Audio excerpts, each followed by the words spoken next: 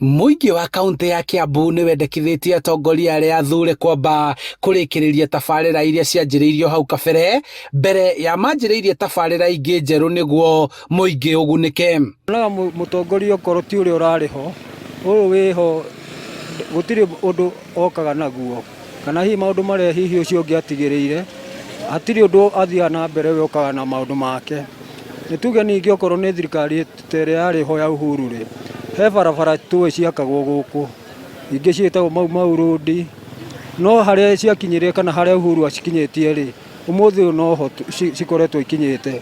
Kaunti ya Kiambu kũrĩ na mawabici ma thirikari, iharo cia gũthakĩrwo nĩ mbeũ njĩthĩ, barabara hamwe na tabarĩra cia nyũmba cia mĩcemanio iria cianjĩrĩirio hau kabere no ikĩaga kũrĩka ona thutha wa gũkorwo ihũthĩrĩte kĩgĩna kĩrĩa kĩgayagwo nĩ thirikari kĩrĩ kĩa mũingĩ, na ũguo itirĩ ciahũthĩka.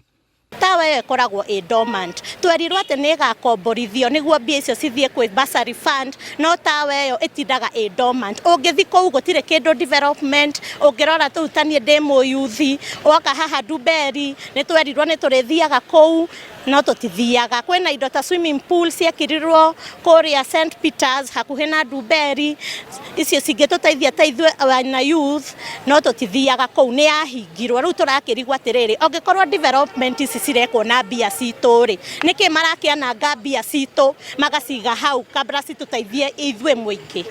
Mbeca nyingĩ iria ciagaĩirwo tabarĩra ici cikoretwo ikomete itekũhũthĩka, rĩu mũingĩ ũkĩenda gũkuruhanagio harĩ kũruta mawoni rĩrĩa kũranjĩrĩrio tabarĩra njerũ, nĩguo wona yanjĩrĩrio ĩkarĩka na kũguna mũingĩ. No kuma thirikari ĩno yũke nĩ ta yarũgamire, gũtirĩ kĩndũ gĩthiaga na mbere hau. Rĩu tũroria ICT hub ĩyo ĩreho kompyuta nĩgetha vijana mahote kwĩyandĩka, mahote gũthiaga hau, ĩreho kompyuta ĩkĩrwo internet, tũkaona bũrũri ũyũ witũ mũno ta gũkũ Kiambu na resources cia kũigana cia gũtũma ayuthi mahote kwĩyandĩka. Kana gũtirĩ mawoni tũragio, no ũgatũkaga tũkerwo atĩ ũndũ nĩ wahĩtũkio. Handũ-inĩ ha Inooro TV kuma kaunti-inĩ ya Kiambu, njĩtagwo Charles Gĩkunga wa Kariũki.